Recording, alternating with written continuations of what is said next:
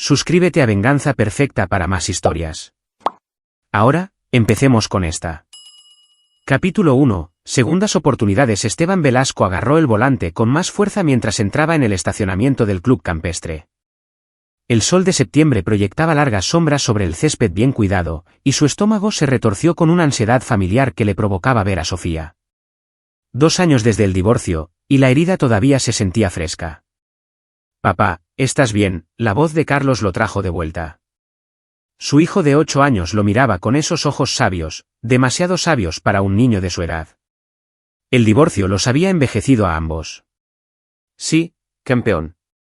Son solo las bodas, ya sabes». Esteban forzó una sonrisa y apagó el motor. Carlos asintió seriamente. «Mamá dice que el señor de la Fuente es muy amable, que la trata como a una princesa». Esteban se mordió la lengua para no responder. Ricardo de la Fuente, el hombre que había irrumpido en la vida de Sofía 6 meses después de que su divorcio se finalizara, colmándola de regalos caros y vacaciones exóticas. Esteban no le negaba la felicidad a Sofía. Su matrimonio se había desmoronado bajo el peso de su exigente carrera como consejero de crisis y el creciente resentimiento de ella. Pero algo en de la Fuente siempre le había parecido extraño, aunque lo atribuyó a los celos. «Estoy seguro de que lo hace, Carlos». Esteban se desabrochó el cinturón de seguridad. «Vamos, acabemos con esto de una vez». Mientras caminaban hacia la entrada, Esteban vio su reflejo en las puertas de cristal. A sus 36 años, todavía mantenía la complexión atlética de sus días de natación en la universidad, aunque su cabello oscuro ahora mostraba canas prematuras en las sienes. Se había puesto su mejor traje, azul marino, simple pero bien entallado. Nada que ver con los smokines de diseñador que sabía que la familia de la Fuente luciría. Dentro, el salón de baile del club campestre había sido transformado en algo salido de un cuento de hadas. Rosas blancas por todas partes, candelabros de cristal brillantes, un cuarteto de cuerdas tocando suavemente. Esteban vio a Sofía de inmediato. Se veía radiante en su vestido de marfil, con su cabello castaño rojizo recogido elegantemente. Por un momento, recordó su propia boda, una ceremonia sencilla en el patio trasero de los padres de ella, llena de risas y esperanza. «Esteban». La sonrisa de Sofía era genuina pero cautelosa mientras se acercaba. «Gracias por venir. Significa mucho para Carlos y para mí». «Felicidades, Sofía. Te ves hermosa». «Mamá». Carlos la abrazó con fuerza, y Esteban vio lágrimas brillar en los ojos de Sofía. «Mi niño», besó la parte superior de su cabeza. «Quiero que conozcas a algunas personas. La familia de Ricardo está aquí». La mandíbula de Esteban se tensó, pero asintió. Esto era por Carlos. La familia de la Fuente dominaba la escena cerca del bar, un cúmulo de riqueza y privilegio que irradiaba arrogancia. Marco de la Fuente, el padre de Ricardo, era un hombre de cabello plateado de unos 60 años con el porte de alguien que nunca había oído la palabra no. Su esposa, Silvia, llevaba suficientes diamantes como para financiar un país pequeño. «Así que tú eres el primer marido», dijo Marco, mirando a Esteban de arriba abajo como si estuviera inspeccionando ganado. «He oído que eres una especie de terapeuta». «Consejero de crisis», respondió Esteban con calma. «Trabajo con víctimas de trauma. Ayudo a la gente a superar situaciones difíciles». Marco bufó. «Suena a un pasatiempo, no a una carrera». Ricardo se dedica al desarrollo inmobiliario. Acaba de cerrar un trato de 900 millones de pesos el mes pasado. «¡Qué maravilla!», dijo Esteban secamente. Silvia tocó el brazo de su marido. Marco, sé civilizado. Pero su sonrisa no llegó a sus ojos mientras miraba a Esteban. «Es que estamos muy contentos de que Ricardo encontrara a alguien como Sofía después de todo lo que ha pasado». «¿Todo?». Los instintos de Esteban se erizaron. «Su primera esposa», dijo Silvia, bajando la voz. «¡Qué tragedia! Murió en un accidente de coche hace 3 años». Ricardo quedó devastado. Antes de que Esteban pudiera responder, el propio Ricardo de la Fuente apareció, resplandeciente en un smoking hecho a medida. Era alto, con un aspecto de estrella de cine y una sonrisa que pertenecía a una valla publicitaria. Todo en él gritaba éxito. «Esteban, me alegro de verte, amigo». Ricardo extendió su mano, y Esteban la estrechó, notando el agarre firme que duró un instante de más. Una demostración de dominio. Gracias por estar aquí. Sé que esto no puede ser fácil. Es por Carlos, dijo Esteban. Claro, claro. El niño es genial. Estoy deseando ser su padrastro. La sonrisa de Ricardo se ensanchó. También planeamos tener nuestros propios hijos pronto. Darle a Carlos algunos hermanos. Esteban sintió a Carlos tensarse a su lado, y puso una mano protectora en el hombro de su hijo. Bueno, espero que nos disculpen, dijo Esteban. Deberíamos encontrar nuestros asientos. Mientras se alejaban, Esteban oyó la voz de Marco, deliberadamente lo suficientemente alta como para que se escuchara. ¿Para qué invitaron al perdedor? Parece que ese traje es prestado. Siguieron las risas. La cara de Esteban ardía, pero siguió caminando. Papá, susurró Carlos. Son malos. No importan, campeón. Pero por dentro, la mente de Esteban estaba trabajando. Algo en la familia de la Fuente no encajaba. La primera esposa que murió en un accidente de coche, la abrumadora riqueza, la forma en que Ricardo había conquistado a Sofía tan rápidamente. Pensó en los clientes que había aconsejado a lo largo de los años, los patrones que había aprendido a reconocer, control, manipulación, el encanto que enmascaraba algo más oscuro. Esteban negó con la cabeza. Quizás solo estaba siendo paranoico. Quizás realmente solo era el exmarido amargado. Pero mientras él y Carlos tomaban sus asientos para la ceremonia, Esteban no podía quitarse la sensación de que estaba viendo a Sofía caminar hacia el peligro. Capítulo 2. El novio perfecto. La ceremonia fue perfecta. Los votos de Ricardo fueron elocuentes y sinceros, prometiendo amar y cuidar a Sofía para siempre. Esteban observó el rostro de su exesposa brillar de felicidad y sintió una compleja maraña de emociones, arrepentimiento, pérdida, pero también una genuina esperanza de que ella hubiera encontrado lo que buscaba. Durante la recepción, Esteban mantuvo a Carlos cerca, tratando de pasar desapercibido en un rincón. Pero la familia de la Fuente parecía decidida a hacer notar su presencia. 2,5 millones de pesos solo en la boda, oyó Esteban decir a Silvia a un grupo de invitados. Pero solo lo mejor para nuestro Ricardo. Se lo merece después de lo que esa primera esposa le hizo pasar antes de morir. Esteban aguzó el oído. ¿Hacerle pasar? Una dama de honor llamada Karen Flores, que había oído la pregunta de Esteban, se inclinó. ¿No lo sabías? Al parecer, la primera esposa de Ricardo, Cecilia Valdés, planeaba divorciarse de él, había contratado a un abogado y todo. Luego murió en ese accidente de coche. Karen bajó la voz. Algunas personas piensan que el momento es sospechoso, pero la policía lo dictaminó como un accidente. A Esteban se le heló la sangre. ¿Sospechoso que sus frenos fallaran bajando una carretera de montaña? Pero Cecilia estaba paranoica hacia el final, le dijo a su hermana que Ricardo la seguía, que se sentía amenazada.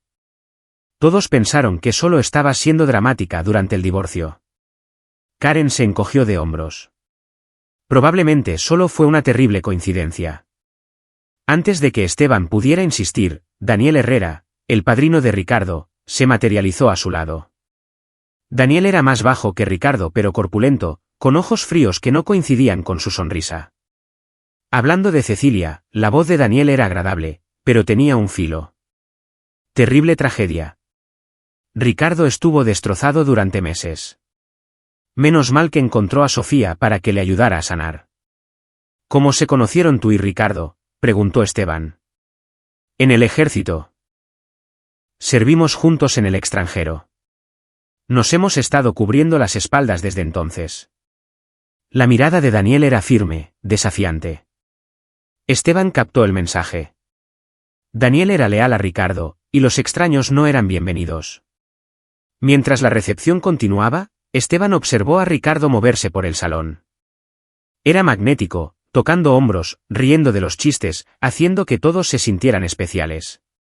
Pero Esteban notó cosas que otros podrían pasar por alto, como la sonrisa de Ricardo nunca llegaba del todo a sus ojos cuando miraba a Sofía, como su mano apretaba el brazo de ella un poco más fuerte de la cuenta cuando intentaba alejarse, la forma en que se posicionaba para saber siempre dónde estaba ella.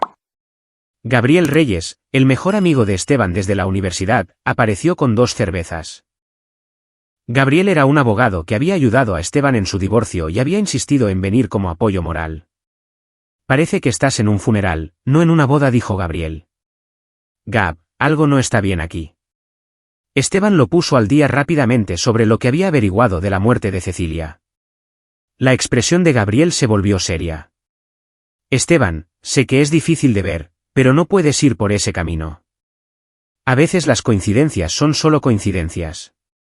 Cecilia le tenía miedo. Solicitó el divorcio y luego murió antes de que se finalizara. Y la policía investigó. Fue un accidente. Gabriel apretó el hombro de Esteban. No te hagas esto a ti mismo. No te conviertas en ese tipo. Pero Esteban no podía dejarlo pasar. Durante la cena, usó su teléfono para buscar discretamente información sobre Cecilia Valdés. Lo que encontró hizo que su apetito se desvaneciera. Cecilia Valdés. Había mantenido su apellido de soltera profesionalmente. Había sido una exitosa agente inmobiliaria, rica por derecho propio. Se había casado con Ricardo hacía 4 años en un romance relámpago. Sus amigos la describían como vibrante e independiente. Luego, en los meses previos a su muerte, había cambiado, se había vuelto retraída, ansiosa. Su hermana había presentado una denuncia por desaparición una vez, pensando que Cecilia había desaparecido, solo para que Cecilia apareciera, afirmando que se había ido de viaje espontáneamente. El accidente de coche ocurrió en una remota carretera de montaña. Fallo en la línea de frenos. Cecilia estaba sola, conduciendo hacia la casa de su hermana para escaparse un rato. Sin testigos. La investigación concluyó que fue un fallo mecánico. El coche era viejo. Los frenos no habían sido revisados recientemente. ¿Pero un fallo mecánico justo cuando lo estaba dejando? El instinto de Esteban gritaba que algo andaba mal. Papá, ¿puedo ir al baño? La voz de Carlos interrumpió su investigación. Claro, campeón. ¿Quieres que vaya contigo? Tengo 8 años, no 3, dijo Carlos con exasperación. Esteban sonrió a pesar de sus oscuros pensamientos. Vale, pero directo para allá y de vuelta. Mientras Carlos se iba, Esteban continuó leyendo. Encontró el obituario de Cecilia, notando que solo tenía 32 años cuando murió. Sin hijos. Su considerable patrimonio había pasado a Ricardo. Vaya familia con la que te has emparentado, ¿no? Esteban levantó la vista y encontró a Marco de la Fuente de pie sobre él, tambaleándose ligeramente por el alcohol. Señor de la Fuente. Te vi buscando en Google a mi nuera. La voz de Marco era dura a pesar de su estado de ebriedad. Cecilia era una mujer con problemas. Casi destruyó a mi hijo con sus acusaciones paranoicas antes de matarse por su propia conducción descuidada. No me había dado cuenta. No te das cuenta de muchas cosas, consejero. Marco se inclinó, con un aliento que apestaba a whisky escocés. Pero déjame dejarte algo claro. Ricardo es feliz ahora. Sofía es feliz. Y si intentas envenenar eso con tus pequeñas teorías celosas, te arrepentirás. La familia de la Fuente tiene abogados que se comerían a alguien como tú para el desayuno. Antes de que Esteban pudiera responder, Marco se enderezó y se alejó, dejando a Esteban con las manos temblando de ira reprimida. Carlos ya debería haber vuelto. Esteban se puso de pie, escaneando el salón de baile. Ni rastro de su hijo. Caminó rápidamente hacia los baños, sus instintos de consejero activándose en alerta máxima. El baño de hombres estaba vacío. El corazón de Esteban comenzó a acelerarse. Carlos, llamó, revisando cada cubículo. Nada. Salió corriendo, revisando el baño de mujeres. Vacío. El pánico aumentaba, Esteban buscó en el pasillo, y entonces lo oyó, la voz de Carlos, ahogada, desde un pasillo de servicio cerca de la cocina. Esteban se movió silenciosamente hacia el sonido. La puerta estaba ligeramente entreabierta, y a través de ella, pudo ver a Carlos presionado contra la pared, escondido detrás de una planta grande. Los ojos del niño estaban abiertos de par en par por el miedo. Esta noche, después de que todos se vayan, la voz de Ricardo se oyó claramente. Ya lo he preparado todo. Parece que tiene una receta de somníferos. Añadiré suficiente al champán. No se despertará. ¿Estás seguro de esto? Ese era Daniel Herrera. Solo han pasado 6 meses. Podría parecer sospechoso. Por eso vamos a hacer que parezca un accidente. O mejor aún, un suicidio. Deprimida por su exmarido, presionada por el rápido nuevo matrimonio. La narrativa se escribe sola. Ya tengo su diario. He estado añadiendo entradas durante semanas. A Esteban se le heló la sangre. ¿Y el niño?, preguntó Daniel. Volverá con el padre. Sin conexión con nosotros. Un corte limpio. Y un seguro de vida. 36 millones de pesos, más su mitad de la casa que aún no ha vendido. Sus ahorros deberían sumar unos 54 millones en total. Igual que con Cecilia. Los ojos aterrorizados de Carlos encontraron los de Esteban a través de la rendija de la puerta. Esteban se llevó un dedo a los labios, luego le hizo un gesto a Carlos para que se quedara quieto. Sacó su teléfono, con las manos temblando, y empezó a grabar. Te estás volviendo demasiado bueno en esto, dijo Daniel con una risa oscura. ¿Cuántas esposas van con esta? Cecilia hace 2. Sofía será la tercera. Ya lo tengo perfeccionado. La mente de Esteban daba vueltas. ¿3 esposas? Hubo otra antes de Cecilia. La primera fue un desastre, continuó Ricardo. Pero aprendí. Los accidentes de coche funcionan, pero se están volviendo demasiado comunes. Las pastillas son mejores. Más simpatía, menos investigación. ¿Cuándo empezaste a planear esto? En el momento en que vi los registros financieros de Sofía. Tiene esa póliza de seguro de su matrimonio anterior, más la herencia de sus padres. Vale más muerta que divorciada. Cada palabra fue capturada en el teléfono de Esteban. Pero su mente corría por delante. Si los enfrentaba ahora, estaría en inferioridad numérica. Si iba a la policía solo con esta grabación, ¿sería suficiente? Ricardo contrataría abogados, afirmaría que era una broma o que estaba sacado de contexto, y Sofía estaba en peligro esta noche.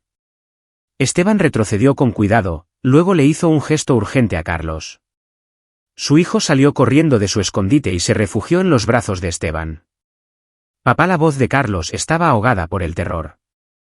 SHH. Lo sé, campeón. Lo sé. Tenemos que irnos ya. Se movieron rápida pero silenciosamente por el pasillo de vuelta al salón de baile. La mente de Esteban calculaba rápidamente. Necesitaba poner a Carlos a salvo primero. Luego necesitaba pruebas. Pruebas reales e irrefutables. Y necesitaba salvar la vida de Sofía. Tenemos que decírselo a mamá, susurró Carlos urgentemente. Lo haremos, pero no aquí. Todavía no. La formación de consejero de Esteban se activó, evaluar la amenaza, garantizar la seguridad inmediata, luego abordar el problema más grande. Confía en mí, ¿vale? Al llegar al salón de baile, Esteban vio a Sofía bailando con Ricardo, sonriéndole con total confianza. Su corazón se rompió por ella. Gabriel apareció. ¿Qué pasa? Pareces como si hubieras visto un fantasma. Gab, necesito que hagas algo sin hacer preguntas. Lleva a Carlos a tu coche. Quédate con él. Si no salgo en 20 minutos, llévalo a la comisaría y diles. Esteban hizo una pausa, pensando rápidamente, diles que Ricardo de la Fuente planea asesinar a su esposa esta noche.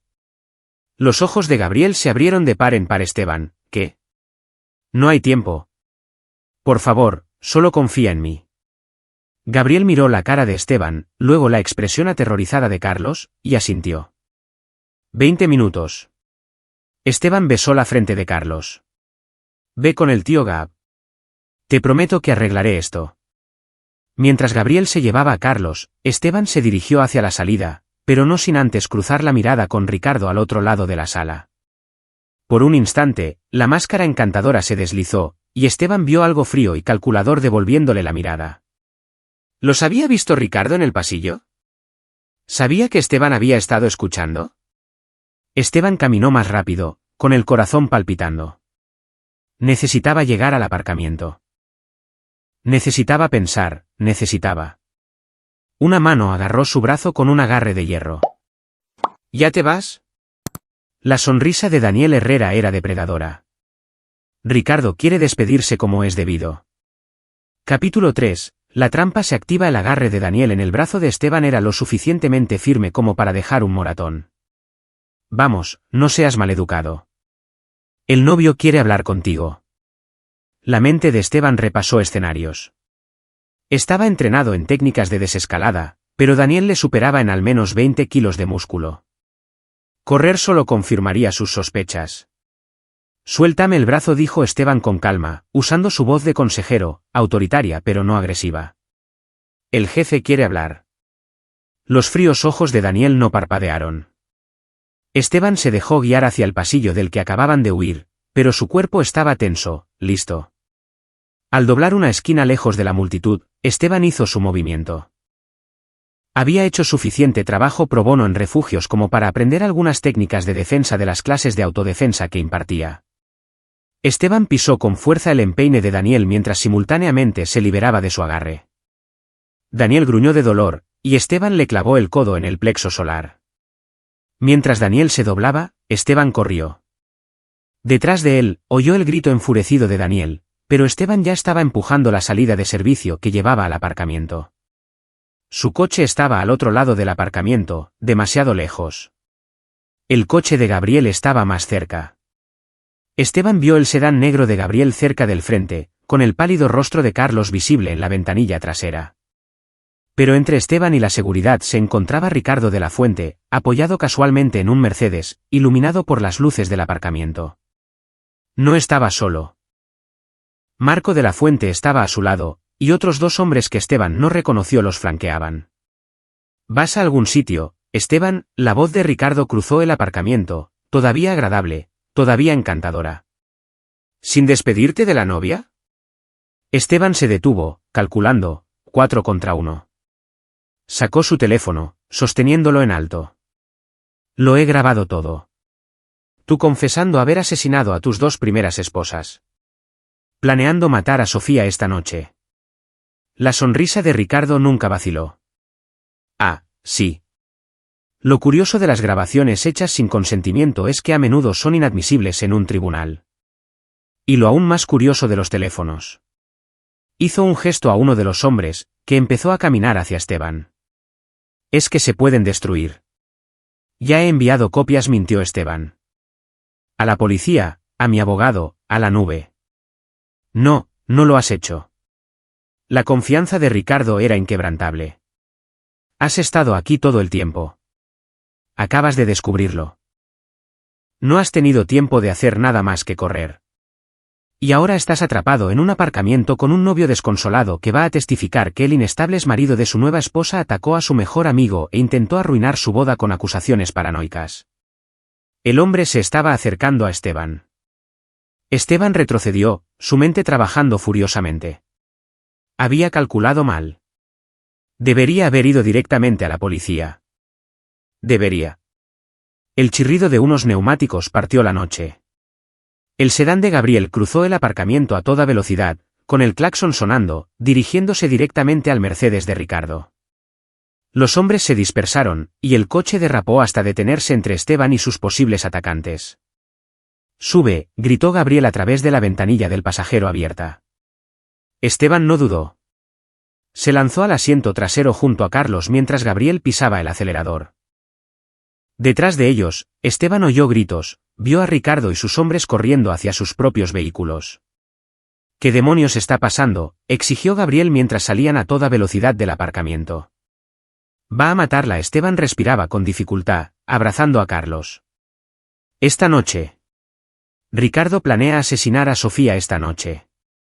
Lo oí todo, papá, dijo Carlos, con voz queda.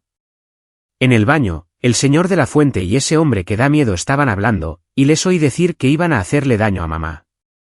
Los nudillos de Gabriel estaban blancos en el volante. Vamos a la policía ahora mismo. Pero Esteban miraba su teléfono, con la mente a toda velocidad. No, todavía no. Tiene razón. La grabación podría no ser suficiente. Afirmarán que estaba fuera de contexto, que era una broma, cualquier cosa. Y si vamos a la policía ahora, Ricardo sabrá que lo hemos descubierto. Cambiará sus planes, cubrirá sus huellas. Esteban, no estarás pensando en serio. Va a envenenarla esta noche. Ese es su plan. Somníferos y champán. La mente de Esteban repasaba las posibilidades. Gab, necesito que lleves a Carlos a un lugar seguro. A tu casa. Luego necesito tu ayuda con algo. De ninguna manera. No vas a tomarte la justicia por tu mano. Entonces, ¿qué? La voz de Esteban se alzó. ¿Vamos a la policía con una grabación que podría no sostenerse? Y mientras tanto, ¿Ricardo vuelve a esa boda y mata a Sofía de todos modos? Para cuando la policía investigue, estará muerta. Gabriel se detuvo en un aparcamiento vacío, parando el coche para girarse y mirar a Esteban. ¿Qué propones? Esteban respiró hondo. Esto era una locura. Todo en su formación le decía que siguiera los canales adecuados, pero también había visto demasiados casos en los que el sistema fallaba, en los que los depredadores se escabullían por las grietas, en los que las víctimas morían esperando justicia. Propongo que le ganemos en su propio juego, dijo Esteban lentamente. Quiere hacer que parezca que Sofía murió accidentalmente. Nos aseguraremos de que cuando lo intente, lo pillemos con las manos en la masa con pruebas que nadie pueda negar. Eso es increíblemente peligroso, dijo Gabriel. Pero Esteban podía ver la mente legal de su amigo sopesando los ángulos. Tengo que volver, dijo Esteban. Tengo que advertir a Sofía, pero no puedo hacerlo allí, donde Ricardo puede controlar la narrativa. Necesito conseguir estar a solas con ella. Sacarla a salvo. Y luego miró su teléfono, la grabación. Eso podría no ser suficiente. Entonces necesito tenderle una trampa. Carlos lloraba en silencio. Esteban abrazó a su hijo. Siento que tuvieras que oír esas cosas, campeón. Siento que tengas miedo, pero te lo prometo. Te prometo que voy a mantener a mamá a salvo. Y si te hace daño, la voz de Carlos rompió el corazón de Esteban. No lo hará, porque soy más listo que él. Esteban intentó sonar confiado. Y porque tengo algo que él no tiene. ¿Qué? Preguntó Carlos. Todo que perder. Él mata por dinero. Yo lucho por la gente que quiero. Eso me hace más peligroso. Gabriel suspiró profundamente. Voy a arrepentirme de esto. Vale, ¿qué necesitas que haga? La mente de Esteban ya estaba formando un plan. Primero, lleva a Carlos a tu casa. Manténlo a salvo. Luego, necesito que llames a todos los contactos que tengas. Policía, fiscales, cualquiera. Diles lo que sabemos.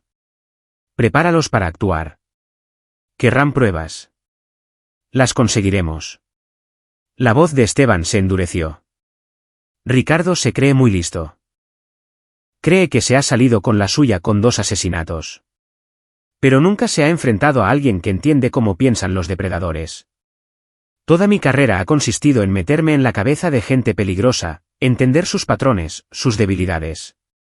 ¿Cuál es su debilidad?, preguntó Gabriel. Esteban pensó en la actuación de Ricardo en la boda. Su necesidad de ser visto como perfecto. Su confianza que rozaba la arrogancia. Su ego. Cree que es intocable. Cree que todos los demás son estúpidos. Eso es lo que lo va a destruir. Gabriel volvió a arrancar el coche. Tenemos que movernos rápido. Si cree que vas a ir a la policía, podría acelerar sus planes. Con eso cuento, dijo Esteban sombríamente. Lo quiero desequilibrado, desesperado. Ahí es cuando la gente comete errores. Mientras Gabriel conducía hacia su casa, Esteban abrió su teléfono y comenzó a hacer llamadas. Primero a un técnico forense con el que había trabajado en casos de trauma, luego a un investigador privado que conocía de sus días testificando en los tribunales, y después a la hermana de Sofía, haciendo preguntas urgentes sobre la muerte de Cecilia. Pieza por pieza, un cuadro más grande comenzó a emerger.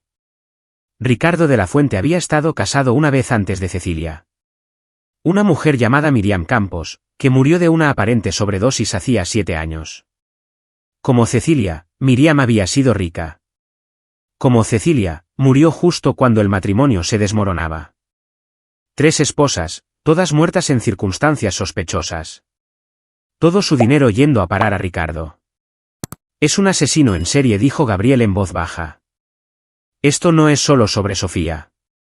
Se trata de detenerlo antes de que lo haga de nuevo. Esteban asintió. Y por eso necesitamos pruebas irrefutables. No solo estamos salvando a Sofía esta noche. Nos estamos asegurando de que Ricardo no vuelva a hacer daño a nadie nunca más. Después de dejar a Carlos en casa de Gabriel con la esposa de este, Valeria, los 2 hombres se sentaron en el coche, planeando su siguiente movimiento. La boda durará hasta bien entrada la noche, dijo Esteban. Esperará hasta que estén en la suite nupcial. Ahí es cuando hará su movimiento. ¿Cómo lo detenemos sin alertarlo? Esteban sonrió sombríamente. No lo detenemos. Dejamos que lo intente. Pero nos aseguramos de que falle, y nos aseguramos de que cada segundo de su intento quede documentado. Eso es una locura. Estás hablando de permitir que Sofía esté en peligro. Ya está en peligro. Está en una habitación de hotel ahora mismo con un hombre que planea matarla. Al menos de esta manera, nosotros controlamos la situación. Esteban sacó su teléfono. Voy a llamar a Virgilio Rivas. El inspector Virgilio Rivas era un detective con el que Esteban había trabajado en varios casos de crisis. Era honesto, minucioso, y lo más importante, escuchaba. Cuando Virgilio escuchó la historia de Esteban y la grabación, su respuesta fue inmediata. Quédense donde están. Voy para allá. Capítulo 4. Patrones de un depredador. El inspector Virgilio Rivas llegó a casa de Gabriel en 30 minutos, con su rostro curtido y sombrío mientras escuchaba por tercera vez la grabación de Esteban. Detrás de él, otra detective, una mujer de mirada aguda llamada Cristina Soto, tomaba notas. Esto es suficiente para interrogarlo, dijo Virgilio. Pero Esteban tiene razón. Un buen abogado destrozará esto. Charla de vestuario, dirán. Humor negro entre amigos. Necesitamos más. Hay más, dijo Esteban. 3 esposas muertas, todas ricas, todas muriendo cuando intentaban dejarlo. Eso no es una coincidencia. Es un patrón. Cristina levantó la vista de sus notas. ¿3? Tenemos registros de Cecilia Valdés, pero Miriam Campos. Hace 7 años. La primera esposa de Ricardo. Esteban mostró el obituario en su teléfono. Murió de una sobredosis de somníferos, dictaminado como accidental. Pero miren la cronología. Acababa de cambiar su testamento, excluyendo a Ricardo. Presentó los papeles de separación. Luego murió antes de que el divorcio se finalizara. Los ojos de Virgilio se entrecerraron. ¿Cómo encontraste esto? Llamé a la hermana de Cecilia después de que nos fuéramos de la boda. Mencionó que Ricardo había estado casado antes de Cecilia y que esa esposa también había muerto joven. Me costó un poco de investigación, pero la encontré. Las manos de Esteban temblaban ligeramente. Lo ha hecho antes, al menos 2 veces, y está a punto de hacerlo de nuevo. Necesitamos reabrir ambos casos, dijo Cristina. Si podemos establecer un patrón, eso lleva tiempo que no tenemos, interrumpió Esteban. Planea matar a Sofía esta noche. Ahora mismo, está en una suite de hotel con él, completamente inconsciente del peligro. Podemos traerlo para interrogarlo, dijo Virgilio. Mantenerlo alejado de ella. ¿Bajo qué cargos? ¿Una grabación que él afirmará que fue una broma? Para cuando consigan una orden, tendrá a los abogados de su padre encima de esto, y Sofía seguirá siendo vulnerable. Esteban se puso de pie, caminando de un lado a otro. No, tenemos que pillarlo en el acto. Intento de asesinato con testigos y pruebas que no puedan ser rebatidas. Gabriel intervino. Eso es lo que he estado tratando de decirle, que es una locura. Es una locura, coincidió Virgilio. Pero Esteban no se equivoca en cuanto al problema de las pruebas. Ricardo de la Fuente tiene dinero, conexiones, y ha sido lo suficientemente listo como para salirse con la suya 2 veces. Si nos movemos demasiado pronto, revelamos nuestras cartas y él se libra. Entonces, ¿qué propones?, preguntó Cristina. Esteban había estado pensando en esto desde el aparcamiento. Ponemos micrófonos y cámaras en la suite de Sofía, vídeo y audio. Lo documentamos todo. Cuando intente envenenarla, lo tendremos grabado intentando asesinarla. Eso requiere el consentimiento del hotel, una orden judicial, comenzó Cristina. Yo puedo conseguir acceso al hotel, intervino Gabriel. Representé a la cadena hotelera en una demanda el año pasado. Todavía tengo contactos en la dirección. Aún así, necesitamos el consentimiento de Sofía para la vigilancia en su propia habitación, dijo Virgilio. ¿Le has contado algo de esto? Esteban negó con la cabeza. Intenté llamar. No contesta. Creo que Ricardo tiene su teléfono. Entonces tenemos que llegar a ella ahora. Virgilio se puso de pie. Pero Esteban, tienes que entender algo. Si hacemos esto, si instalamos la vigilancia y esperamos a que Ricardo haga su movimiento, estamos poniendo a Sofía en un peligro real. Si algo sale mal, si se desvía del plan que crees que tiene.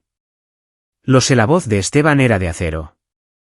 Pero también sé que si no lo detenemos esta noche, simplemente esperará e intentará de nuevo más tarde, cuando no estemos vigilando. O se dará cuenta de que lo hemos descubierto y hará que la muerte de ella parezca aún más accidental. Esta podría ser nuestra única oportunidad. Durante la siguiente hora, formularon un plan. Gabriel llamó a su contacto en el Hotel St. Regis, donde la fiesta de bodas había reservado la suite nupcial. Usando sus credenciales legales y la amenaza muy real de un asesinato a punto de ocurrir, obtuvieron la cooperación a regañadientes del gerente de noche. Mientras tanto, Cristina sacó todos los archivos que pudo encontrar sobre Miriam Campos y Cecilia Valdés. Lo que surgió fue escalofriante. Miren esto, dijo, extendiendo fotos sobre la mesa del comedor de Gabriel. Miriam Campos, 29 años, murió hace 7 años, sobredosis de somníferos. Era banquera de inversiones, con un patrimonio de unos 36 millones de pesos, había estado casada con Ricardo durante 2 años. Sus amigos dijeron que se había vuelto retraída y ansiosa en sus últimos meses. Le dijo a su terapeuta que se sentía observada y que Ricardo era demasiado controlador. Sacó otro archivo. Cecilia Valdés, 32 años, murió hace 3 años. Accidente de coche, fallo de frenos. Era agente inmobiliaria con un patrimonio de unos 54 millones de pesos en propiedades e inversiones, casada con Ricardo durante 18 meses. Su hermana presentó una denuncia por desaparición un mes antes de su muerte, diciendo que Cecilia se había vuelto paranoica y no era ella misma. Las aísla, dijo Esteban en voz baja. Es el comportamiento clásico de un abusador. Al principio las bombardea de amor, regalos, atención, matrimonio rápido. Luego, lentamente, las aleja de amigos y familiares, las hace dudar de sus propias percepciones. Para cuando se dan cuenta de lo que está pasando e intentan irse, están solas, asustadas, y él ya está montando la narrativa para sus muertes. La policía se lo creyó las 2 veces, dijo Virgilio, con la frustración evidente en su voz. ¿Cómo se nos pasó esto? Porque es bueno, respondió Esteban. Y porque cada caso fue manejado por diferentes jurisdicciones, diferentes detectives. Nadie conectó los puntos. Hasta ahora, dijo Cristina. Esteban, estoy sacando todo. Registros financieros, registros telefónicos, todo lo que podamos acceder legalmente. Pero Virgilio tiene razón. Todo esto es circunstancial sin pillarlo en el acto. El teléfono de Esteban vibró. Un mensaje de texto de un número desconocido. Aléjate o te arrepentirás. RDLF se lo mostró a Virgilio. Sabe que yo lo sé. Eso hace que esta noche sea aún más peligrosa. También lo hace más propenso a actuar precipitadamente, señaló Gabriel. Los criminales cometen errores cuando están bajo presión. Con eso cuento, dijo Esteban. Ricardo se cree la persona más inteligente en cada habitación. Su ego no le permitirá creer que alguien como yo, el exmarido perdedor, podría ser más listo que él. El teléfono de Virgilio sonó. Respondió, escuchó, y luego su rostro palideció. Tenemos que movernos. Ya. ¿Qué pasa?, exigió Esteban. Hice que una unidad realizara una comprobación de bienestar a Sofía de la Fuente en el St. Regis. Está inconsciente. Los paramédicos van de camino. Capítulo 5. Carrera contra el tiempo. El viaje al St. Regis fue un borrón. Virgilio conducía con las luces de emergencia, pero sin sirena. No querían asustar a Ricardo si todavía estaba en la suite. Esteban se sentó en la parte de atrás, con el corazón martilleando, repasando cada momento de la boda. Debería haber actuado antes. Debería haber cogido a Sofía y haber corrido. No lo hagas, dijo Gabriel a su lado, leyendo sus pensamientos. Hiciste lo que pudiste. Vamos a salvarla. El hotel era un caos cuando llegaron. Los paramédicos pasaron corriendo con una camilla, y Esteban vislumbró el pálido rostro de Sofía, con una máscara de oxígeno cubriendo su nariz y boca. Estaba viva, apenas. ¿Dónde está Ricardo de la Fuente?, exigió Virgilio al guardia de seguridad del hotel. Él mismo llamó al 911. Dijo que se despertó y encontró a su esposa sin reaccionar. Está en la suite ahora, llorando a lágrima viva. Muy afectado. Me lo imagino, murmuró Esteban. Tomaron el ascensor hasta el último piso. La puerta de la suite nupcial estaba abierta, y dentro, Ricardo de la Fuente estaba sentado en el sofá, con la cabeza entre las manos, la viva imagen del dolor devastador. Daniel Herrera estaba a su lado, con una expresión de preocupación apropiada. Agentes. Ricardo levantó la vista, con lágrimas corriendo por su rostro. Gracias a Dios. ¿Sofía va a estar bien? No entiendo qué pasó. Estábamos celebrando, tomando champán, y luego dijo que se sentía mareada y... Su voz se quebró de manera convincente. Esteban quiso lanzarse sobre el hombre, pero la mano de Virgilio en su hombro lo detuvo. Señor de la Fuente, soy el inspector Rivas. Esta es la detective Soto. Necesitamos hacerle algunas preguntas sobre esta noche. Por supuesto, lo que sea. Solo quiero saber si va a estar bien. La actuación de Ricardo era impecable. ¿Qué bebieron esta noche?, preguntó Cristina, sacando una libreta. ¿Champán? Dom Perignon. Lo proporcionó el hotel.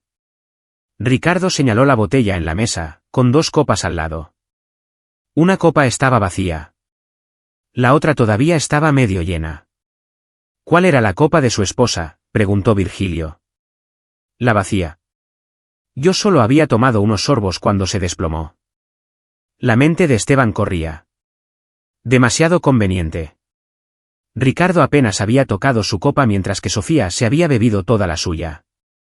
Y en esa copa habría. Necesitaremos llevar esas copas como prueba, dijo Cristina. ¿Prueba? No entiendo. ¿Qué están investigando? Esto es solo un terrible accidente. La confusión de Ricardo parecía genuina, pero Esteban podía ver el cálculo detrás de sus ojos. Su esposa está inconsciente por lo que parece ser una sobredosis de drogas, señor de la Fuente.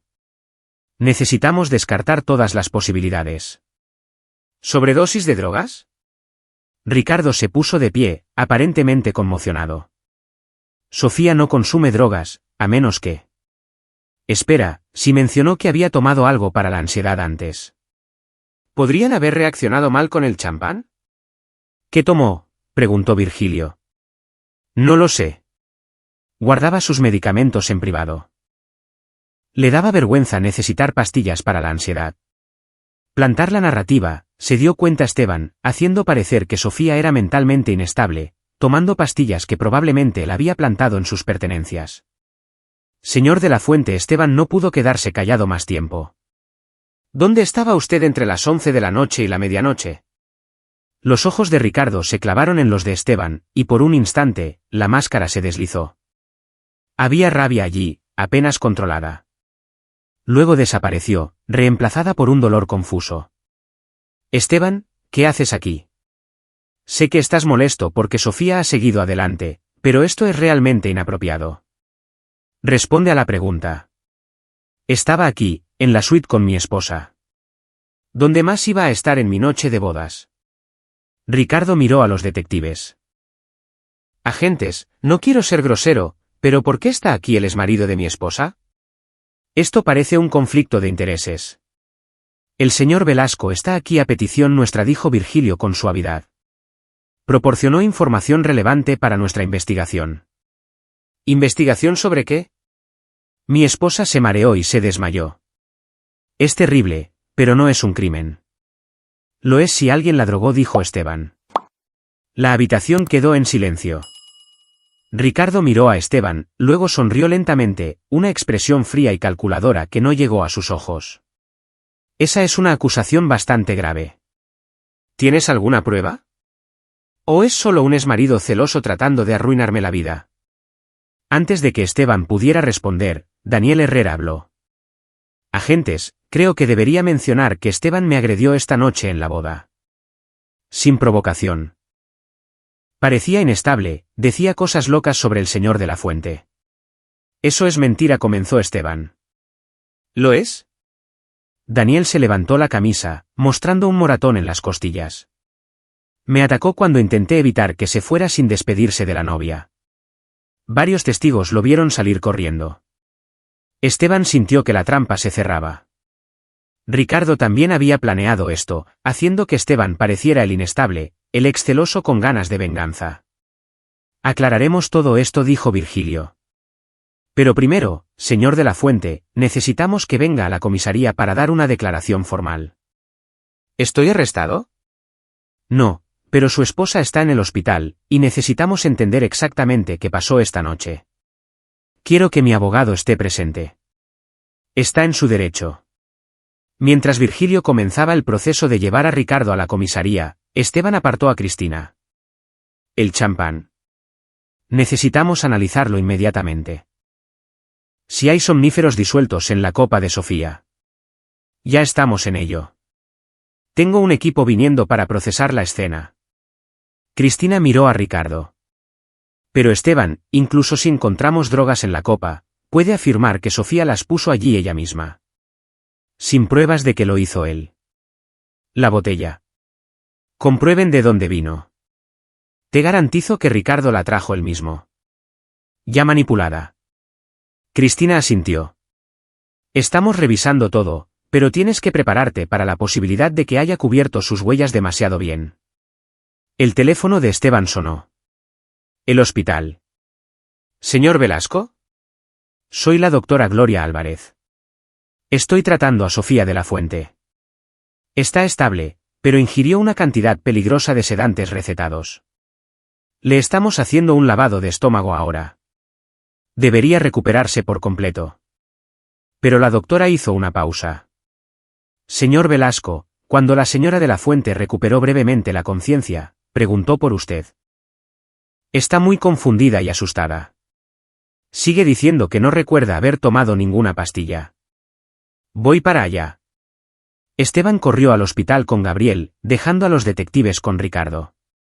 Cuando llegó a la habitación de Sofía, ella estaba despierta, pálida y temblando. Esteban, su voz era débil. ¿Qué pasó? Dicen que tuve una sobredosis, pero no recuerdo haber tomado nada. Ni siquiera tomo somníferos. No lo he hecho en años. Esteban tomó su mano con delicadeza. Sofía, necesito que me escuches con mucha atención. Tú no tomaste esas pastillas. Te las dio Ricardo. ¿Qué? No, eso es una locura. Ricardo nunca. Sofía. La voz de Esteban era firme pero suave, usando toda la habilidad que había aprendido en la consejería de crisis. Sé que es difícil de creer. Sé que lo quieres. Pero necesito que pienses en los últimos meses. ¿Ha sido Ricardo controlador, posesivo? ¿Te ha aislado de tus amigos y familiares? Los ojos de Sofía se llenaron de lágrimas. Solo quería que nos centráramos el uno en el otro. Dijo que era romántico no necesitar a nadie más. ¿Alguna vez te ha hecho dudar de tu propia memoria o percepciones? A veces. Las cosas desaparecían y él decía que yo las debía haber perdido. Y he estado tan olvidadiza últimamente. La voz de Sofía se apagó mientras la comprensión comenzaba a aflorar. No has estado olvidadiza. Te ha estado manipulando para que dudes de ti misma. Sofía, Ricardo ha hecho esto antes. A otras 2 esposas. Ambas murieron. No. No. Estás mintiendo porque estás celoso. Tengo una grabación. Esteban sacó su teléfono. ¿Necesitas oír esto? Lo siento. Lo siento mucho, pero necesitas saber la verdad. Puso la grabación de Ricardo y Daniel en el pasillo. Mientras Sofía escuchaba, su rostro pasó de la incredulidad al horror y a la devastación. Iba a matarme, susurró. Se casó conmigo para matarme. Sí. Pero estás viva. Y ahora nos aseguraremos de que pague por todo lo que ha hecho.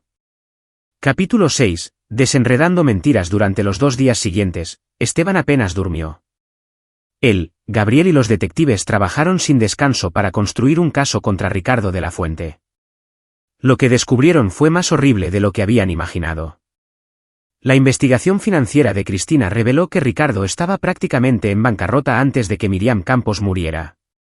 Tras su muerte y el pago de su póliza de seguro de vida de 36 millones de pesos, había lanzado su negocio inmobiliario. Pero se jugó la mayor parte de ese dinero en 18 meses. Entonces apareció Cecilia Valdés. Ricardo la había elegido específicamente. Era exitosa, rica y se sentía sola después de un mal divorcio. La conquistó rápidamente, casándose con ella en 6 meses. Durante un tiempo, interpretó al marido devoto. Pero a medida que su dinero volvía a escasear, Cecilia empezó a sospechar de sus gastos. Descubrió sus deudas de juego y amenazó con dejarlo. Murió 3 semanas después. El pago del seguro y su patrimonio le habían dado a Ricardo 54 millones de pesos. Pero de nuevo, en 2 años, la mayor parte se había ido, esta vez en un fallido desarrollo inmobiliario y más juego. Sofía había sido su siguiente objetivo. Divorciada, vulnerable, con activos sustanciales de su herencia y la póliza de seguro de vida de su matrimonio con Esteban. Ricardo la había perseguido con el mismo manual: encantó, regalos caros, matrimonio rápido. Es un viudo negro, dijo Virgilio sombríamente. Un asesino en serie que asesina a sus parejas para obtener beneficios económicos. La FGR tiene una unidad que se especializa en esto. Mientras tanto, las pruebas en el champán revelaron que la copa de Sofía contenía zolpidem triturado, suficiente para matar a alguien de su tamaño. La copa de Ricardo estaba limpia. Más condenatorio aún, encontraron un frasco de prescripción medio vacío de zolpidem en el bolso de Sofía. Excepto que a Sofía nunca le habían recetado ese medicamento. La receta era una falsificación plantada por Ricardo para apoyar su narrativa de suicidio. Pero los abogados de Ricardo eran buenos. Marco de la Fuente había contratado al mejor equipo de defensa que el dinero podía comprar, y ya estaban tejiendo una narrativa alternativa. Esteban Velasco, el exmarido celoso, había estado acosando a Sofía. Él mismo plantó las drogas, irrumpió en la suite del hotel e intentó incriminar a Ricardo. La grabación fue fabricada o sacada de contexto. La herida de Daniel Herrera por el ataque de Esteban demostraba que Esteban era violento e inestable. Están volviendo esto en mi contra, dijo Esteban, agotado y frustrado. Lo están intentando, corrigió Gabriel. Pero tenemos pruebas que no pueden explicar. El patrón con sus esposas anteriores, el motivo financiero, la receta falsificada. Todo circunstancial. Sin alguien que pueda testificar sobre la intención de Ricardo, sin pruebas directas de que él puso las drogas en su bebida, un buen abogado puede crear una duda razonable. ¿Qué hay de Daniel Herrera?, sugirió Virgilio. Es el eslabón débil. Si podemos hacer que hable. Daniel es leal. Compañeros del ejército. No va a delatar a Ricardo. Pero Esteban se equivocaba.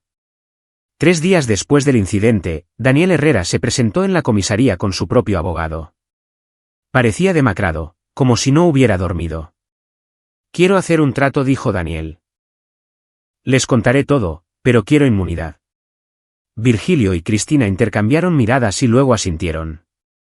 Cuéntenos lo que sabe. Lo que Daniel reveló fue asombroso. Había conocido a Ricardo en la policía militar, donde Ricardo ya mostraba signos del encantador manipulador en el que se convertiría. Después de su servicio, Ricardo se había vuelto a poner en contacto con Daniel cuando necesitó ayuda con Miriam. No me pidió que la matara, explicó Daniel. Solo me pidió que manipulara su medicación, que cambiara algunas de sus vitaminas por somníferos extra fuertes, para que pareciera que había tenido una sobredosis accidental. Dijo que ella ya estaba deprimida, que ya tomaba pastillas para la ansiedad. Nadie lo cuestionaría. Y lo hiciste, la voz de Cristina era dura. El rostro de Daniel se contrajo de culpa. ¿Lo hice? Y me he arrepentido cada día desde entonces. Pero Ricardo tenía trapos sucios sobre mí. Algunas cosas que hice en el extranjero que no fueron exactamente según las reglas. Lo usó en mi contra. Dijo que si no lo ayudaba, me delataría. ¿Y Cecilia Valdés? Eso fue diferente. Ricardo había aprendido de Miriam. Hizo la mayor parte él mismo. Pero me necesitaba para crear una coartada. Supuestamente estábamos en una partida de póker la noche que el coche de Cecilia se salió de esa carretera. Pero en realidad, Ricardo había estado trabajando en su coche ese mismo día. Conocía la ruta que ella tomaba para ir a casa de su hermana. Sabía que esa carretera de montaña tenía curvas peligrosas y no tenía guardarraíles. ¿Así que manipuló sus frenos? Daniel asintió. Hizo que pareciera un fallo mecánico. Y yo respaldé su coartada. No estoy orgulloso de ello. Me dije a mí mismo que la muerte de Cecilia fue un accidente, que quizás sus frenos realmente fallaron. Pero yo lo sabía. Sabía que Ricardo había hecho algo. ¿Por qué presentarse ahora?, preguntó Virgilio. Daniel levantó la vista, y había lágrimas en sus ojos. Por el niño. Carlos Velasco. Cuando lo vi en esa boda, vi lo asustado que estaba, como intentaba proteger a su madre.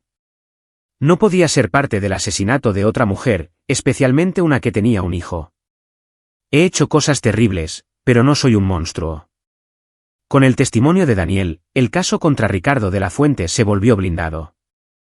Fue arrestado y acusado de 3 cargos de asesinato en primer grado, Miriam y Cecilia, y de intento de asesinato, Sofía, además de fraude, falsificación y una serie de otros cargos. Marco y Silvia de la Fuente apoyaron a su hijo al principio, contratando abogados y afirmando que los cargos eran inventados. Pero a medida que surgían más pruebas, registros financieros, testimonios de amigos y familiares de las esposas anteriores, pruebas forenses del coche de Cecilia que se habían conservado, incluso ellos comenzaron a dudar. El punto de ruptura llegó cuando los investigadores encontraron el diario de asesinatos de Ricardo en una caja de seguridad que él creía que nadie conocía. En él, documentaba meticulosamente cada paso de sus planes, incluyendo notas detalladas sobre el horario y los hábitos de Miriam, la rutina de Cecilia y los activos de Sofía. Incluso había escrito listas de pros y contras para diferentes métodos de asesinato. Fue el ego lo que finalmente lo destruyó, su necesidad de sentirse inteligente, de documentar su propia brillantez. Capítulo 7. Las tornas cambian. La audiencia preliminar se programó para 3 semanas después del arresto de Ricardo. En ese tiempo, Esteban había trasladado a Sofía y Carlos a la casa de invitados de Gabriel. Sofía estaba devastada, luchando por procesar que el hombre con el que se había casado había planeado asesinarla.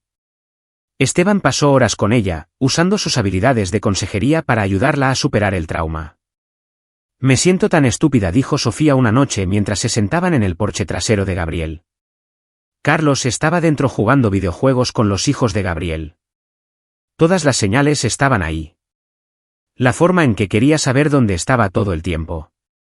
Cómo se enfadaba si no respondía a sus mensajes de inmediato. Cómo me fue alejando lentamente de mis amigos. No eres estúpida. Ricardo es un depredador profesional. Lleva años haciendo esto. Esteban le entregó una taza de té. Los abusadores no muestran sus verdaderos colores al principio. Son encantadores, atentos, perfectos. Hasta que te tienen aislada y dependiente. Entonces la máscara se cae. Como lo viste tú cuando yo no pude. Esteban guardó silencio por un momento. Porque yo no miraba a través del lente del amor. Miraba a través del lente de la experiencia. En mi trabajo, he visto a mucha gente peligrosa. He aprendido a reconocer patrones. Pero Sofía, incluso si nunca te hubieras casado con él, incluso si te hubieras alejado, él habría hecho daño a otra persona. No es tu culpa. Puse a Carlos en peligro. Y luego le enseñaste a ser lo suficientemente valiente como para hablar cuando algo andaba mal. Carlos te salvó la vida al contarme lo que escuchó. Las lágrimas rodaron por las mejillas de Sofía. Lo siento, Esteban. Por todo. Por el divorcio, por no ver a lo que renunciabas para ayudar a la gente, por no ser paciente con tu horario de trabajo. Si tan solo. No lo hagas, dijo Esteban suavemente. Nos distanciamos por muchas razones, y ambos cometimos errores. Pero creamos algo hermoso juntos. Señaló hacia la ventana donde se oía la risa de Carlos.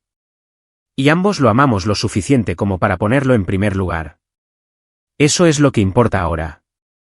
Mientras tanto, la fiscalía estaba construyendo un caso blindado.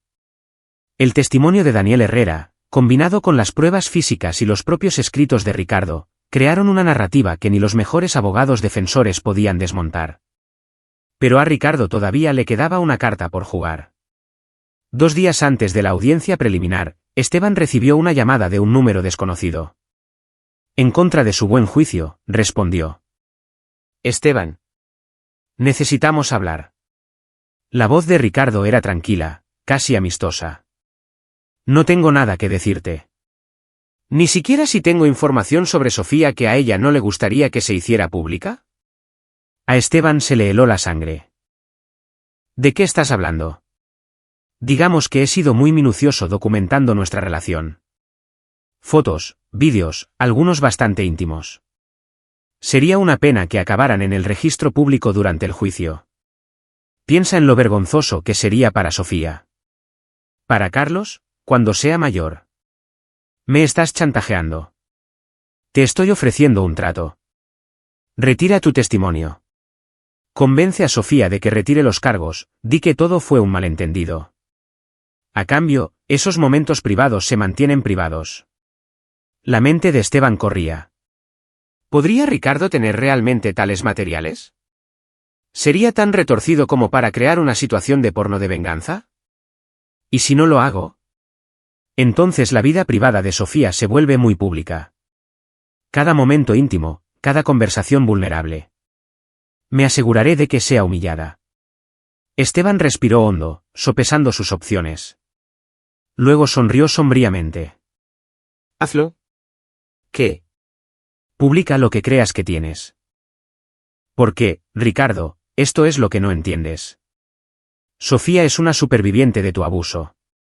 Si publicas fotos o vídeos íntimos de ella, solo estás añadiendo otro cargo.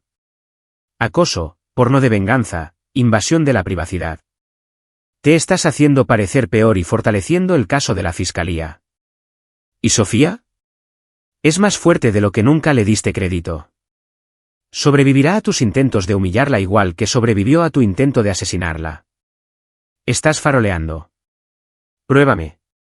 Soy consejero de crisis. Ayudo a la gente a sobrevivir sus peores momentos. ¿Crees que me da miedo que intentes avergonzar a alguien que me importa? Todo lo que estás haciendo es mostrar lo que realmente eres, un cobarde mezquino y vengativo que hace daño a las mujeres porque es la única forma en que te sientes poderoso. Hubo un largo silencio. Luego, la voz de Ricardo volvió, más fría que antes.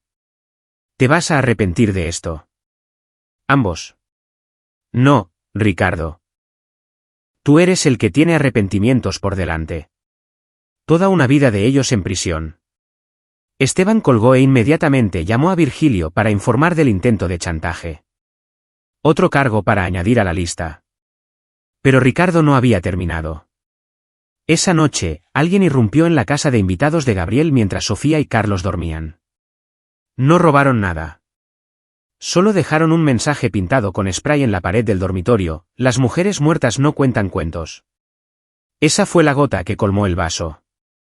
Sofía, temblando más de rabia que de miedo, convocó una rueda de prensa. De pie en las escalinatas del juzgado, con Esteban a su lado y Carlos a buen recaudo, Sofía contó su historia. Describió cómo Ricardo la había aislado, la había controlado, había planeado su muerte. Habló de Miriam y Cecilia, mujeres que nunca tuvieron la oportunidad de contar su verdad. Ricardo de la Fuente es un depredador, dijo Sofía, con voz fuerte y clara. Se casa con mujeres, les quita todo y las mata. Intentó matarme, pero sobreviví. Y me aseguraré de que nunca vuelva a hacer daño a nadie. El frenesí mediático fue instantáneo. La familia de la Fuente, ya tambaleándose por las pruebas contra Ricardo, se desmoronó por completo bajo el escrutinio público. Marco de la Fuente sufrió un infarto por el estrés. Sobrevivió, pero renunció a todos sus cargos empresariales. Silvia solicitó el divorcio. El equipo de defensa de Ricardo intentó pintar la rueda de prensa de Sofía como un prejuicio para los posibles jurados, pero el juez no se lo tragó. La audiencia preliminar siguió adelante según lo programado.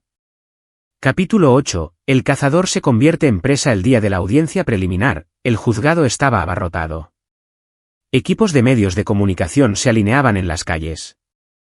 Los manifestantes sostenían pancartas que decían «Justicia para Miriam y Cecilia» y «Encarcelen a Ricardo de la Fuente». Esteban se sentó en la galería entre Gabriel y Sofía, sosteniendo su mano para apoyarla. Carlos estaba en casa con Valeria, demasiado joven para ser sometido a los detalles que surgirían. Ricardo fue conducido esposado, vistiendo un mono naranja. Ya no era el novio encantador de la boda. Parecía demacrado, enfadado, disminuido. Sus ojos encontraron los de Esteban al otro lado de la sala, y el odio allí era palpable. La fiscalía expuso su caso metódicamente. Registros financieros que mostraban el patrón de bancarrota de Ricardo seguido de matrimonios adinerados. Testimonios de amigos y familiares de Miriam y Cecilia sobre los cambios que habían notado antes de que las mujeres murieran. Pruebas forenses del coche de Cecilia que mostraban que las líneas de freno habían sido cortadas, no habían fallado de forma natural. Luego vino el testimonio de Daniel Herrera. Explicó todo al tribunal, ayudar a Ricardo a manipular la medicación de Miriam, proporcionar coartadas, saber sobre el plan para matar a Sofía. ¿Por qué lo ayudó?, preguntó el fiscal. La voz de Daniel estaba cargada de culpa. Porque fui débil. Porque había hecho cosas de las que no estaba orgulloso, y Ricardo tenía pruebas de ello. Porque era más fácil seguirle la corriente que plantarle cara. Pero ya no puedo vivir conmigo mismo. Necesito decir la verdad. El abogado de Ricardo intentó destrozar a Daniel en el contrainterrogatorio, pintándolo como un mentiroso que intentaba salvarse a sí mismo. Pero el testimonio de Daniel era demasiado detallado, demasiado consistente con las pruebas físicas. A continuación, compareció el médico forense que originalmente había dictaminado la muerte de Miriam como una sobredosis accidental. A la luz de la nueva información dijo, cambiaría mi dictamen a homicidio. El patrón de los frascos de pastillas encontrados en la escena, la falta de un historial de ideación suicida, la coincidencia con los procedimientos de divorcio. Todo apunta a que otra persona administró esas pastillas. El toxicólogo que analizó el champán de la habitación de hotel de Ricardo testificó sobre la dosis letal de somníferos encontrada en la copa de Sofía. Luego, la propia Sofía subió al estrado. Esteban la observó transformarse de la mujer temblorosa y traumatizada que había sido en una superviviente poderosa. Describió su noviazgo con Ricardo, lo encantador que había sido. Luego cómo las cosas cambiaron lentamente. La posesividad, el aislamiento, la manipulación psicológica. Me hizo dudar de mi propia mente, testificó Sofía. Las cosas desaparecían y él decía que yo las había perdido. Me decía que había dicho cosas que no recordaba haber dicho. Estaba reescribiendo mi realidad, y ni siquiera me di cuenta de que estaba sucediendo. ¿Por qué cree que se casó con usted?, preguntó el fiscal. Por mi dinero. Por mi póliza de seguro de vida. Para matarme y llevarse todo lo que tenía. La voz de Sofía no vaciló.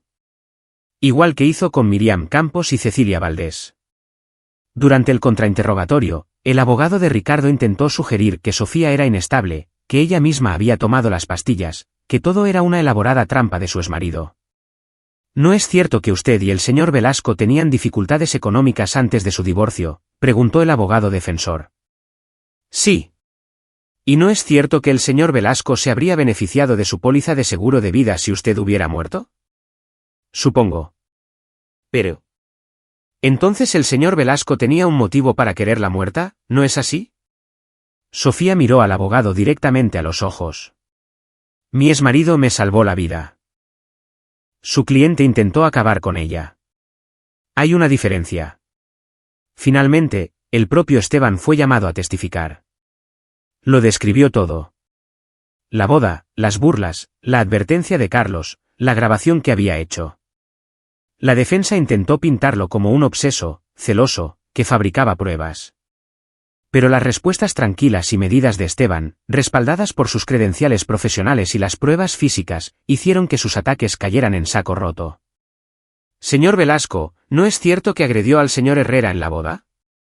Me defendí cuando el señor Herrera intentó detenerme contra mi voluntad después de que yo hubiera oído al señor de la Fuente planear el asesinato de mi exesposa. Sí. Muy conveniente que usted justo oyera esa conversación.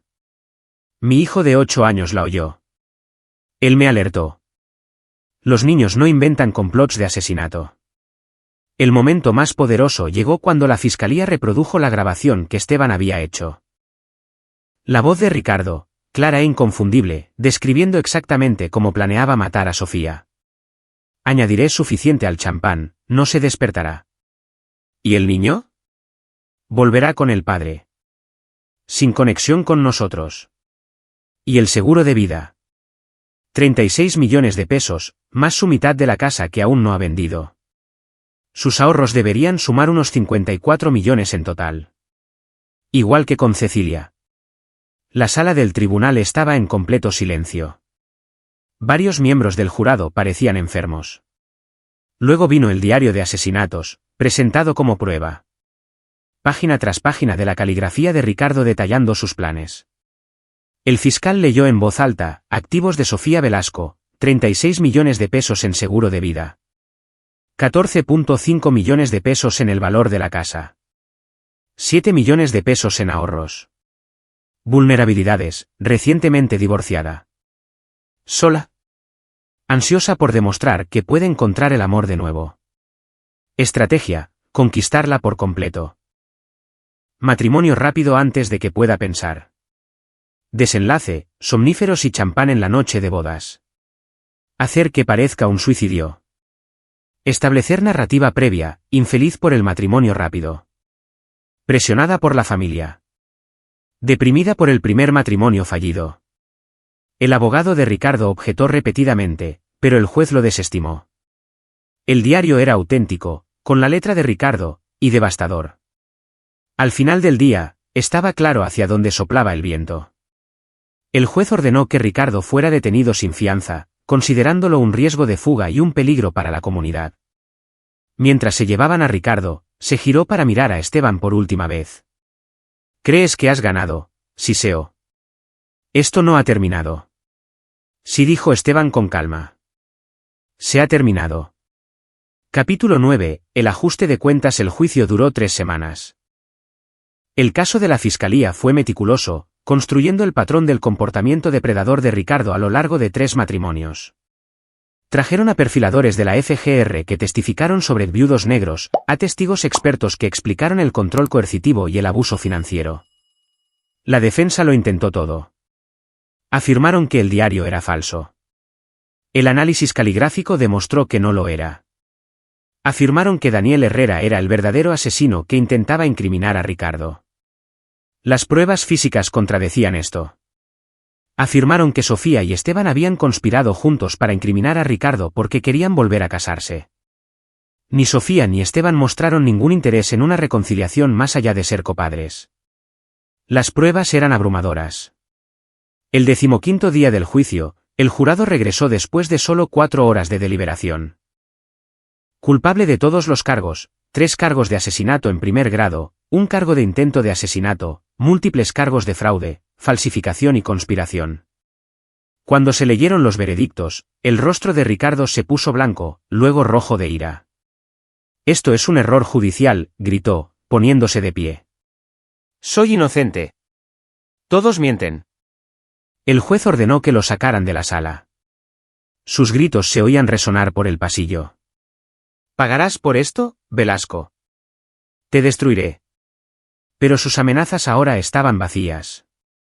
En la sentencia, la madre de Miriam Campos dio una declaración de impacto de la víctima, con lágrimas corriendo por su rostro. «Mi hija era hermosa, brillante, llena de vida.